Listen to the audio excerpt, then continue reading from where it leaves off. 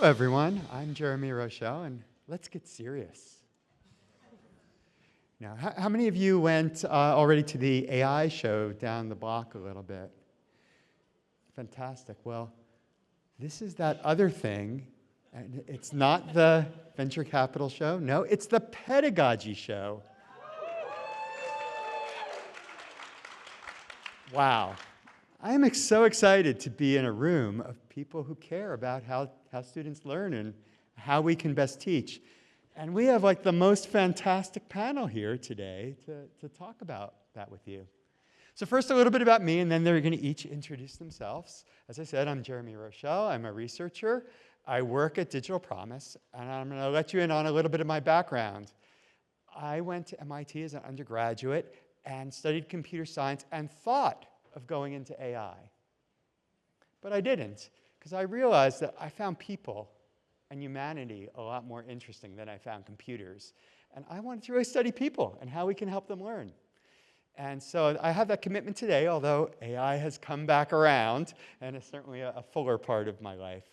So that's me. Dan, you say words about yourself? Go ahead. Yeah. Hey, I'm Dan Meyer. I work at Amplify, former high school math teacher. Very excited about pedagogy and especially excited about the classroom in which pedagogy happens. You know, a lot of us in the room here probably write a lot of emails for a living, maybe.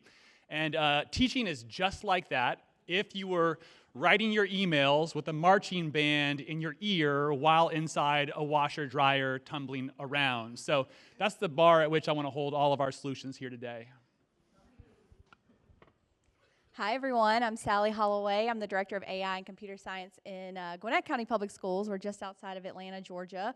And, you know, one of my big passions, which I think we probably all share as educators, is making sure that our students are actually prepared for their future. And we're creating meaningful experiences for them with intentionality that do that. And so there's a lot of hype in education, a lot of hype around AI, a lot of buzzwords, but kind of cutting through that and figuring out what is it that our students really need and how can we leverage the resources and tools around us to do that, and the people around us to do that, because this is about people. That's something I'm really passionate about and excited to chat about today. I'm Dylan. I do data science and AI for McGraw Hill. And like you, actually, Jeremy, in undergrad at my school, there was a program called Symbolic Systems. And there was part of it that could be like AI-ish, but there was another part of it that could be like neuroscience and how people learn. And I thought just how people learn is so much more complex and so much more interesting than something like rocket science. I thought that's where the cool stuff is. Right. Hi, I'm Julia Wilkowski, and I lead the Pedagogy and Learning Sciences team at Google. So my team works with multiple different features across Google products, many of whom are used by voluntary learners such as Search, YouTube, and Gemini. So my team tries to make sure that we give great learning experiences to students who come to those tools looking to learn. Fantastic. And I want to let our audience in. You know, Dan, you brought up the idea of a high bar. And we've got a high bar for this conversation, that we actually want to have a conversation. And we wanted to frame that. We talked about this just before. We wanted to frame our bar with a pedagogical idea, that we are different people. We have cognitive diversity here on this stage, of how we think about pedagogy, how we think about school, how we think about technology. And we want to see if we can bring those ideas closer together, or at least in contact with each other, and not just like have 4 separate ideas here, but can we be like a well-functioning classroom? A well-functioning classroom benefits by the fact there are children, living, breathing children in it, and they are different people. And so how can we talk about those issues of how to use classrooms, harness that diversity as a pedagogical principle? So I hope you all hold us to that, and we're going to see how we do. So here's how we're going to start out.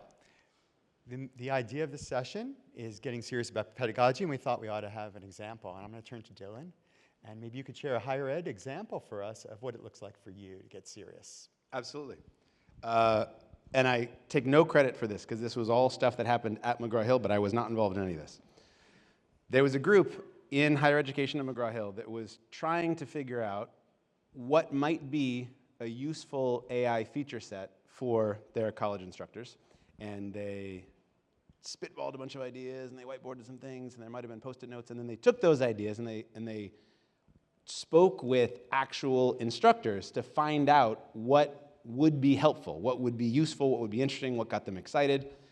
And of all of the ideas that they had on their list, there was this one that kind of resonated, and it was a lot of times these instructors would have kids come to their office hours, and they would be asking essentially for a recapitulation of what the professor thought they had just covered in the lecture, but they needed it said a little bit differently. And once the instructor said it just a little bit differently, then it made sense. Then the student was like, oh, okay, now I got it. And so this idea was for when a student is faced with a wall of text in some reading load for the week, they could highlight a passage in that text and say, can you just explain this differently for me? And that is a super useful, helpful thing for a reader who is trying to actively engage with the assignment, but is kind of stuck or blocked in some way that, you know, when I was a kid, we would go to office hours and we would like try to get support. But now, as that student is doing their active reading, they can get just a slightly different take or a slightly different framing of a particular topic and move on. Cool. Thanks. Okay. Can I jump in? Yeah. That actually reminds me of something that we do at Google with the LearnLM product. So LearnLM is our core model that was developed with learning science infused into it. And so when we are presenting content in Gemini, let's say a student missed a class on the cell cycle and they wanted to hear it again, or they read the textbook and they didn't quite get it, we can present information in a way that manages their cognitive load and presents information in, let's say, multi-modalities with an image next to the text. Maybe it will make a simulation for the learner. Maybe it will inspire active learning and give quizzes, or inspire metacognition and help the student reflect on their learning process. So I see a lot of similarities between what we're talking about. Before we go to K-12, anyone else want to share an observation on Dylan's story? I'm gonna just I'm really curious about this. I'm gonna just offer a bar for success around AI. This is mine, could be the wrong one. I don't know the product, so I'm just curious how this lines up. But when I think about success in AI, I think about maybe three things. Like one, very little extra work on the part of the student or teacher to access that AI. Two, there's no cost to the social relationship with teacher or student. Three, just that the benefits are immediately apparent. And so with that said, like I hear so much I like about, for instance, the essay or the explain it one more time. It seems embedded into the workflow in a way that's like very helpful for the student. And I do wonder about the cost to the student-teacher relationship. Like part of when the student comes to the teacher and says, hey, I need it one more time, the teacher's not just gonna then out loud and just say some stuff. The teacher's gonna say okay, so where are you coming from? Okay, and make that connection, which is the core of the art of teaching. And so I hear the power, and also I feel the worry that the social cost in that relationship. I think that's a great flag. And I really like that second one, like the cost to the relationships, because a key part of what you want to do is leverage the AI to support human relationships. So if you do have a situation in which the kids are diverting to engaging with a tool instead of engaging with a person, that would certainly be a flag. And I think there's this huge conversation about efficiency and productivity and time saving, and yeah, doesn't everyone want that? That's great. But at the same time, if we're jumping into that without thinking about what that cost is, that's really scary to me. We are in the business of people, right? When we talk about education, it's about relationships. We know the biggest factor on student achievement is that teacher quality, and we know that students are most engaged, right, when they have an authentic connection to what they're learning. And so how do we, I don't pretend to have the answer to this, but the question that I'm wondering, similar to you, is how do we take advantage of those things to save time, to focus more on the people, and not lose the people in the process of doing that? And one thing I'm hearing from all of us is that we're good with this idea of explain it one more time, but we want to propel that in a particular direction. If it just ends there, since it's, I got it, put it in my pocket, I'm done, we're not so satisfied. We want that to lead to a classroom discussion, a discussion with a peer that now they feel prepared and they can take that next pedagogical step on that learning arc. I'm seeing lots of nods. I think for me, one of the great powers of AI is the ability to have students engage with content in new and different ways, to be able to express their learning in ways that they might not have done before and get feedback instantly in those new ways. So I think, right, seeing content presented in an effective way is the first step, but interacting with the content, playing with those ideas getting feedback around them, I think can be one of the next steps they can take. Great. Well, let's pivot to K-12 because we're going to get a couple scenarios out on the table. Sallie, would you help us out? Yeah, sure. So in Gwinnett County Public Schools, we've been doing for a few years something that we call AI readiness. And it's around this idea of not thinking specifically about a tool, but thinking about what is AI doing to the world around us and how are we preparing our students for that. And so it goes back a little bit to that intentionality and the planning, right? That is part of pedagogy. And thinking about how do we create those authentic experiences for students where we are thinking about what we're doing and discussing it and reflecting on it real time, right? So if we're bringing an AI tool into the classroom, it is for a specific purpose. The teacher has been very intentional about that, and then they are bringing that to the students' attention as well about why we're using this, what does this tool do, what skills are required to have this interaction or to have this outcome that we want, and how do we continue to develop those skills. So I think, like, you know, there's a lot of pitches happening right now about you know, just do this, right? This is going to be so simple if you just do this, whatever this is, with this tool. But I just think there's a lot of intentionality that goes behind bringing something like that into the classroom to create that meaningful experience and to continue that skill development. So what does it look like for a student 15 years from now entering into the workforce? What are they going to need to know and do? I'm not sure that that's exactly what we're teaching all the time. That's Sallie's opinion. And how do we create experiences with the technology that are thinking through that lens, through workforce development, through skill development, and not about like a cool, fun game that this AI tool is going to bring into the classroom. What I really like about what you just described was that the core focus is actually not on AI, it's on metacognition. It's on saying, like, why am I doing what I'm doing? And how is what I'm doing helping me with what I want to achieve?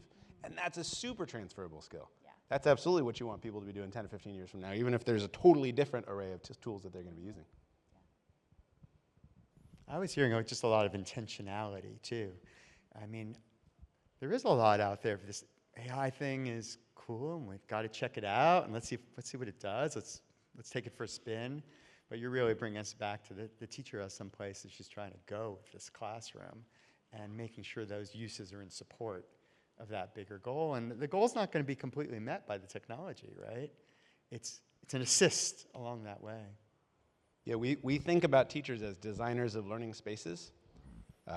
And there's a tremendous amount that goes into designing a learning space, getting the right sort of the norms in place, getting the right expectations in place, getting everybody clear about what they're doing and why, and folding tools into that as appropriate for the goals that you have as the designer of that learning space, as the teacher. Mm-hmm. When we think about ed tech in general, right, how many tools have we seen come through the last 15, 20 years, and how many of them truly transformed education and student outcomes? Yeah. And so I think, like, while there's such great potential with AI and what that can do for us, like, I don't think we're there yet. And I think that, again, if we are not thinking about what is the problem that we're trying to solve, what is the need that exists in your specific community and classroom before we're thinking about technology, we are missing a very huge step, and we're potentially wasting a lot of time and money on that. Yeah, one possible diagnosis for why so much of ed tech has failed to transform anything I'll offer is that it often starts with a theory about the technology and not about the end user, the teacher, or the student. And I think we saw, like ed tech just receives so far downstream from the larger frontier models or tech providers like Google, for instance. Like we receive these tools from better capitalized industries and then say, well, what can we do with this, you know? That's very different from saying, well, what do teachers and kids actually need, and then go looking for the right tools for the job. I think that's one of the bigger problems we're having right now in this field. And I would say that Google develops tools based on what the research that we have done and what the needs are we're hearing from students, from teachers, from learners who are just pursuing curiosity, from learners who are pursuing education. So for example, in Google Classroom, we have a number of generative AI tools that help with lesson planning, with releveling text for students who may need some extra scaffolding and support. We have tools that help generate hooks for introducing lessons to your class. So those are all needs that we heard from teachers specifically, and therefore we built those tools for them. Yeah, companies are definitely like, there's more, better and worse ways to go about this, and I can absolutely believe that you're user-centered. And I also, this is an example, I think, of where the LLM outputs text about a hook or a re-level text, and then the teacher does have so much to do, in my experience, so much to do to go from the LLM output into either, Google Slides or a handout or formatting or whatever the classroom context is, that last mile with the teachers I work with in Oakland, California, who have just zero extra bandwidth, like it leaves a lot for them to do. And so part of whatever will be transformative will find its way into, I think, the existing environments teachers work in. Like incumbents have a disadvantage here in that they don't have the AI expertise, but they have the advantage in having a platform where people are already doing their work. So we are talking about pedagogy, and I got from what you were saying the idea that pedagogy involves around, one part of it is establishing some classroom norms that are going to drive this classroom over the course of a year where we want to go. And so I want to ask each of you, can you think of a situation where AI broke a classroom norm in a bad way or enabled a more aspirational one to come into focus? I'm open to either. I'll give you a quick example while you're thinking to give you a little time to think which norm you want to talk about. I did a study with an early version of AI circa 2015 and it was in West Virginia classrooms. And when we went into the West Virginia classrooms beforehand, they were intensely social places with lots of collaboration and talk and so forth going on. And then this AI came in, it was very gamified. And the kids loved it at first, to be honest, for the first half of the school year. And then they started hating it. And we had focus groups with the students, bought them some pizza, sat around with them. Why are you hating this? We miss talking to our friends. We miss so-and-so used to come talk to me about my brother and sister, and she's off in the corner helping kids in rotation now, and I don't see her. And it broke the norm of that classroom as this cohesive social unit. So that was a bad one, but it was also a while ago. We might have gotten better. So what's a norm you would like to see upheld or that you're afraid AI is breaking? I'll just echo it as, I just want to echo that and say it's not a norm, that is a human need. And we are, like, I am so envious of your students, Julia, who are kind of opt in. I learn a lot from Google and YouTube, right? And the teachers and students I support are very much not opt in. They cannot opt out of their K-12 education, right? And the kids that show up at those doorsteps, they are trying to learn something about math, about content, but especially about themselves as people. And what value do I have here? And those two need to be entwined. Like a lot of people here at this conference try to separate those and say, all right, we'll do the heavy content stuff over here with the AI, the LLM, and the teacher will form relationships. But that's not how it works. Like kids need both of those at the same time.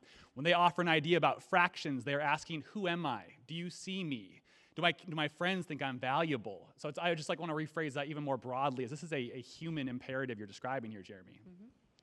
This might be a bit of a stretch, but an example that I've seen is an AI tool that a kid could surreptitiously ask a question when they don't understand a term that's being used in a classroom conversation. There was a discussion of a short story, and a teacher asked a question about the juxtaposition of two scenes in the short story. And this girl did not know what the word juxtaposition meant. And so she was like, what does juxtaposition mean? And the system came back with a little explanation about it, and that let her back into that conversation. Can I respond to that one? I feel myself, I'm the heel here. I'm getting into my role here, folks. I'm the heel. Okay, so I just want to say one possible interpretation here is that the class ought to feel safe enough where 100%. kids, and maybe that's not always the case for learners, but I would like to hold that as a high bar where kids Agreed. can admit where they don't get it and people don't jump on them. Agreed. So I just want to. No, this goes back, so that. Dan and I enjoy each other. This goes back to an earlier conversation we had about the difference between insisting that classrooms behave in a way that we both agree they absolutely should behave, and meeting kids where they need to be in classrooms that are nowhere near that.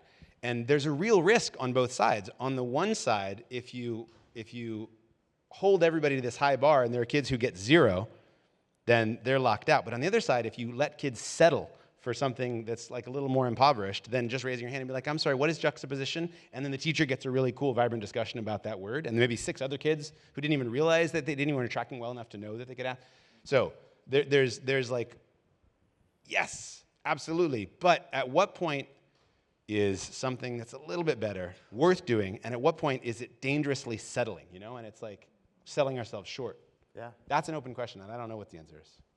Yeah, and I think like there's, back to your point of like there's one or the other. So 2 stories I've heard recently from some classrooms in our district.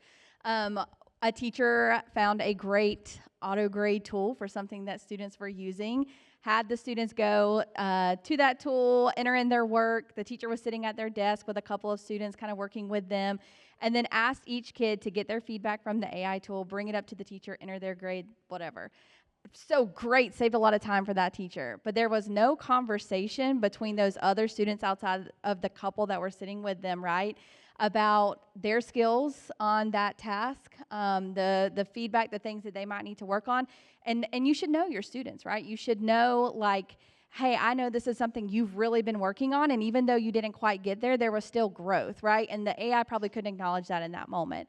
Versus another teacher who still pulling small groups of students, but all students get the opportunity to come to that small group moment, and they're still using an AI tool to help them get feedback on their work, but the teacher is kind of co-coaching with that tool and the student. And so it's a collaborative conversation, and it saves the teacher a little bit of time still, and the focus of their time now in the classroom is in conversation with their students, and so they can speak to those things. And so sort of the same idea of giving feedback and saving time on giving that feedback, but again, going back to intentionality and those teacher moves that are really important, that those are just 2 totally different experiences for students and the relationship that they're developing with their teacher.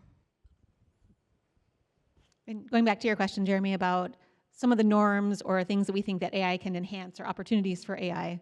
And it kind of ties together a lot of the conversation that was just happening. But when I was teaching 6th grade, I found it really difficult to manage group work.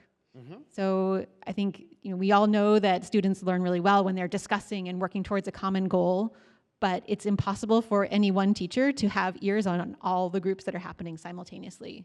But what if you had an AI that was listening to those group conversations and was able to intervene when they went off track? What if they were able to give personal feedback to each member of the team on their collaboration and communication skills? I think that would have been an amazing tool. I don't think that it exists out there yet, but maybe someday that, like, it feels like that is a need that teachers have that AI can help fulfill. And this is where my red flag raises a little bit, because I love the idea, right, of that efficiency and being able to be in all places at once as the teacher. But I'm also like, ooh, data privacy, like that makes me feel a little icky about the fact that AI is going to be listening, recording, maybe even using this data. And that's the reality, right? We know that it requires data, but I think there is a big question of how much are we okay with that? And at what point do students and parents and teachers have agency to say yes or no in those situations? Because while this is quickly evolving and there's so much opportunity and so much excitement around it, there's also a lot of uncertainty. And I think we need to allow people to kind of grapple with that and be able to make some decisions for what they're okay with. Yep. And this is an implementation detail, but the LLMs as they exist today are intrinsically biased because of the training that they had. So I would be really worried that kids who are engaging in a super rich conversation in a particular dialect would get dinged in ways that if the teacher isn't there firsthand to observe, they might miss. My suspicion, knowing kids, living with kids in my home, is that we would see new frontiers in the field of AI bullying by those groups of kids. Like, had never before seen an AI cry, but we would see that happen. Like, I mean, it's instinct. It's this little box you can poke at it, and it does stuff. And I'd love to believe that the kids would only interact with it in pro-social ways. But it really is that human relationship with the teacher and your classmates that puts a handbrake on some of a kid's worst impulses and encourages them to be more pro-social. I think it's an open question what the group of kids would do with that little puck on their desk. But I worry about the puck. I do. And so Julia brought up the scenario of supporting the small groups and then maybe the teacher getting a report of misconceptions. And we were all talking about some things we saw over at the AI show that had a little bit of those properties. And yet, Dan, you were critical about when you said, oh, it's just putting it in buckets. It's not really what a teacher needs. So I just want to draw that out for the audience here. Like, it seems like it can work, and that one, by the way, well, it did actually capture kids' voice, so it could have the privacy problem. But yeah, it was a math tool. I'll say what it was, Snorkel, and I liked it. It was listening to kids talk about a math problem and getting a sense of some of the concepts that were in play. Some might be misconceptions. And then it was trying to help the teacher with that. But you felt it didn't quite meet the mark. I loved a few things about it. One, that it captured rich data from student math thinking beyond multiple choice A, B, C, D. It had like your hand drawings on a problem. That's rich data. It's high resolution. It had voice data. I'm into it, barring privacy concerns. One thing I found interesting about it was that it offered an insight tab for teachers. Is Snorkel John in the room? I got to be careful here. I love you, Snorkel John. But it had we both really like the product. Yeah, we're saying this in the nicest way. This is high praise. We're talking about it. And it had an insights tab that would tell the teacher, several misconceptions kids had about the math and which kids had it. Which, if you have a certain conception of teaching as the act of writing information to little databases called students, like, that makes a lot of sense. If you have the idea that teaching is like laptop work, but inside of a school, that makes sense. But if you understand teaching as like just being thrown inside of a clothes dryer with a marching band outside your ear, it's like, what am I going to do with this?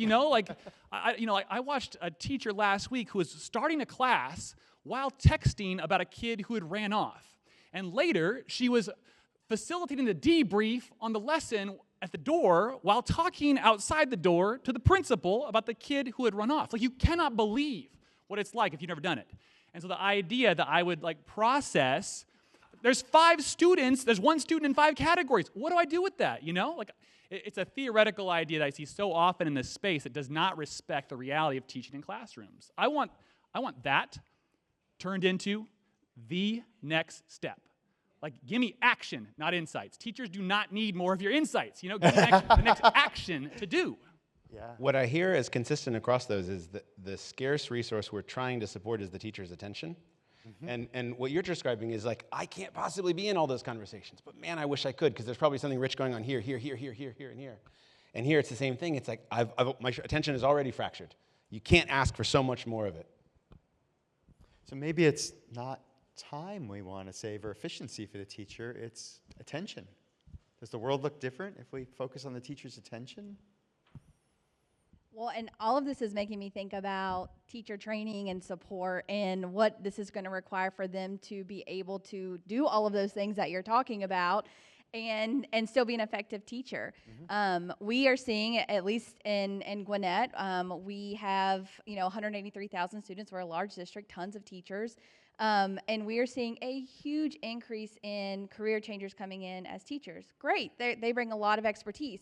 But they're not coming in as classically trained educators. And so how you onboard them and support them is very different. And so when you're thinking about taking a teacher who's experienced, who maybe was classically trained, and how do you get them to do the things that you're talking about and have, shifts in practice around using these AI tools, that's totally different when you're still just trying to get some very basic teacher pedagogy, classroom norms, relationships in place for those teachers who don't have them yet.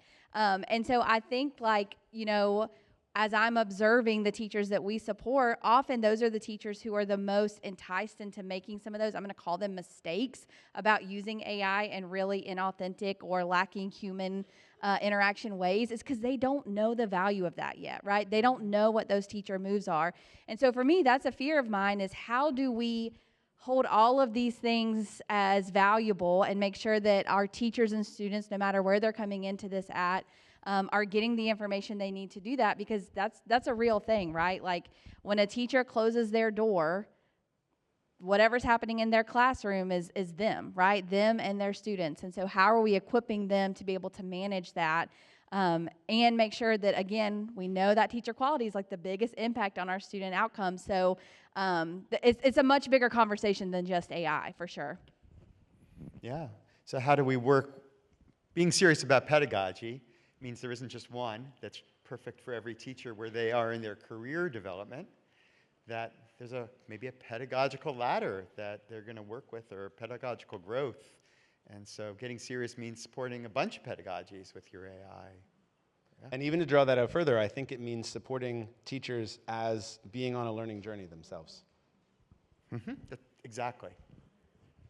So let's talk a little bit about the vision we were talking about the classroom. I opened my remarks with this. It kind of came up in what you said, Dan. Like, the teacher doesn't want to pigeonhole each individual kid into a cell and treat that kid necessarily. They want to work with the classroom, and they want this classroom to go somewhere amazing together. But a requirement in that is the classroom is full of learners with differences, learner variability. So I want to draw each of you out a little bit about how can we be doing a better job of having cohesive classrooms that support learner variability. Yeah, it's been one of the biggest flaws of the last 15 years in ed tech that we have had this idea that every learner is just so different as to need to be separate from one another, that we should personalize their learning, have them on laptops separately. There's a lot of good theory there, but it does just absolutely crater the social environment of the classroom, to your point earlier, Jeremy. So yeah, acknowledging that the class is full of variability. Kids come with different ideas. What do teachers do with that? And the first challenge is to draw that out of the kids. Like, the worst teachers you've ever had are the ones that just assume that you're all in the same space, that you're all mini versions of me. And if I talk to you like I would talk to me, like a younger version of me, then you'll learn. But no, like, we got to draw that out of kids. And that takes, in our work, curriculum, like good curriculum with good teachers, growing teachers, that draws ideas out, random ideas, wild ideas, ideas in different languages, ideas that are concrete, abstract, all the way through. And then here, I've not seen an AI tool that supports with that very key task. Like, an LLM output is not going to spark a kid's imagination and desire to share. Humans do that. But then there's the hard thing is all these ideas are now out on the table. In an ideal world, all these ideas are out on the table to work with. That presents the teacher a serious challenge, which is, what do I do with all these ideas? And so here again, I just want to say, where I get most... But a good challenge, Dan. It's a good challenge. If they are working with student ideas, yes, we've moved the needle. A necessary challenge. This is necessary for good right? pedagogy, yes. And this is where I get a little bit excited. My blood pressure goes up a little bit about AI. In a good way. In a good way. In a healthy way. Healthy parameters, okay? But excited. And that is that when I have fed into our local LLM at Amplify, fed in 30 text responses to the question, why do two odd numbers add up to an even number? And these 30 responses are all just like wacky kid speak, you know, ranging from IDK on up to some fairly like formal responses, that I can ask the LLM to pull out themes for me and suggest, using our prompt engineering, a next question. Or to pull out exemplars and suggest the teacher ask the kids, how are these the same? How are they different? Like, to have that pedagogical next step for making good use of learner variability while preserving the social relationship, that's it. That's what I need. Dylan, you going to build it? Yes. Julia, you going to build it? Absolutely. And if they build it, Sallie, will you buy it? Yeah, let's go. Race ya, you too. Well, as we wrap up, I just want to give you each a chance to say a last word about your work, what you'd like to carry on this conversation with our audience with. They can meet you out in the hall. So anything you want to say as we wrap up this session. Julia, you want to go first? Sure. So I think we hear a lot about AI is transforming learning. And I think we want to be really careful about how we think about that. As a neuroscientist by training, I believe that the fundamental process by which we learn, that is, we are storing and organizing information in our brains and we're retrieving it in novel situations, that is not changing. What we are excited about is the way that we can open up lots of new pathways for those learning journeys, like I mentioned before, lots of ways of interacting with content, students expressing their curiosity, getting motivated and inspired to turn that curiosity into action, making their lives, their communities' lives, and the world a better place. That's a great neuroscientific perspective on learning. There is also a sociocultural perspective on learning, which is that it's intrinsically a social process, and that's not changing either. And there have been people who have said they're going to disrupt education, they're going to transform this, that, and the other thing for like so long, like at least 100 years. And they never have. But there are really cool things to get excited about. And there are new affordances that open up possibilities that would have been infeasible even 4 years ago, let alone 20 years ago. So there is tremendous amount of cool stuff that can be done, but we got to be super humble, and we got to start with what is the actual learning goal rather than what does the technology make achievable. So I'm going to speak to the educators in the room for a second, and this is my soapbox, but if you're talking about AI implementation without talking about AI literacy, you're missing a big piece of the puzzle here. And I mean AI literacy for your students all the way up to your superintendent, because you cannot be a responsible user, decision maker, if you don't understand how it works, if you don't know the right questions to ask, if you can't think, is this a good use of this tool? And so be mindful of strategy. How is this aligned to the needs that exist for your students in your classroom and in your community? And have those conversations. And then to the vendors in the room, if you can't help schools align to their vision, to their needs, if you can't help them connect those things, you're missing a part of that too. And so I think there's a lot of cool stuff we've talked about. I think we're all a little bit wary of the hype, cautiously optimistic, I'll say. But that's an important part that I'm not hearing a lot of people talk about, and I really think it's missing from the conversation.